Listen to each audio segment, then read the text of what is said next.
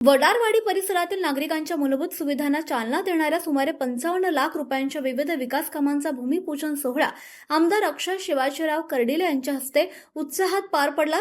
नागरी सुविधा 2025-26 व दलित वस्ती सुधार योजनेअंतर्गत मंजूर झालेल्या या कामांमध्ये रस्त्यांचे काँक्रिटीकरण, बंदिस्त गटार बांधकाम तसंच खडीकरणाची एकूण 6 विकास कामे करण्यात येणार आहेत।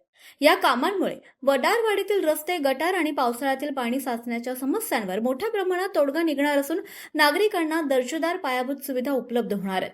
विकास हीच आमची ओळख असून मतदारसंघातील प्रत्येक गावात दर्जेदार पायाभूत सुविधा उभारण्यासाठी आम्ही सातत्याने प्रयत्नशील आहोत। मंजूर झालेली सर्व कामे वेळेत, पारदर्शकपणे आणि उत्कृष्ट दर्जाची पूर्ण करण्याच्या सूचना संबंधित यंत्रणांना देण्यात आल्या, अशी प्रतिक्रिया आमदार अक्षय कर्डिले यांनी यावेळी बोलताना व्यक्त केली।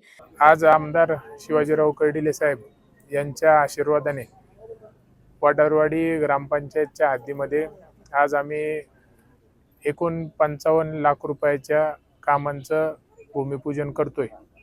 अतिशय आनंदाचं वातावरण नागरिकांमध्ये आहे की गेल्या अनेक दिवसांपासून असणारे प्रलंबित कामं त्याचं आज आम्ही भूमिपूजन करून सुरुवात केलेली आहे। वडारवाडी ग्रामपंचायतवरती आदरणीय आमदार शिवाजीराव कर्डिले साहेबांचं भरपूर प्रेम होतं, कारण की साहेबांच्या घरातलं हे गाव आणि पहिल्यापासनं छोट्या मोठ्या गोष्टींपासनं साहेब स्वतःहून लक्ष देत असायचे। पण निश्चित ज्या पद्धतीने कर्डिले साहेबांनी आपल्या परिसरावरती एक कुटुंबासारखं प्रेम केले, तेच येणाऱ्या काळामध्ये मी देखील जनतेने माझ्यावरती फार मोठी जबाबदारी दिलेली आहे आणि निश्चित आज आनंद वाटतो की आपण सुरुवात करतोय।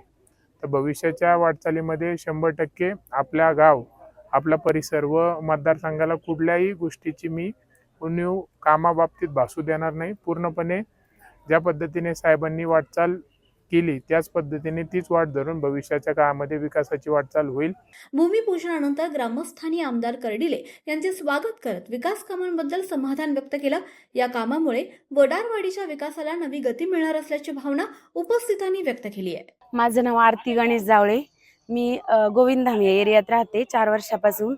इथे रस्त्याचा खूप प्रॉब्लेम होता, पावसाचं वगैरे, म्हणजे लेडीजला मुलांना शाळेत सोडवायला त्याला खूप अडचणी येत होत्या, चिखल वगैरे होत होता खूप। पण अक्षय दादांमुळे आज हे रस्त्याचं काम मार्गी लागलं, आज उद्घाटन आहे रस्त्याचं, त्याबद्दल त्यांचे खूप आभार मानते। माझं नाव प्रियांका तरकसे, मी गेल्या 2019 पासून आमचं इथे घर आहे आणि इथं 90% फौजी एरिया आहे।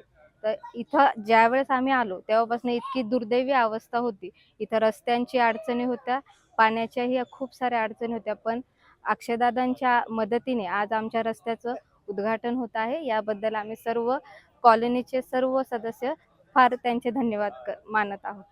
थँक्यू।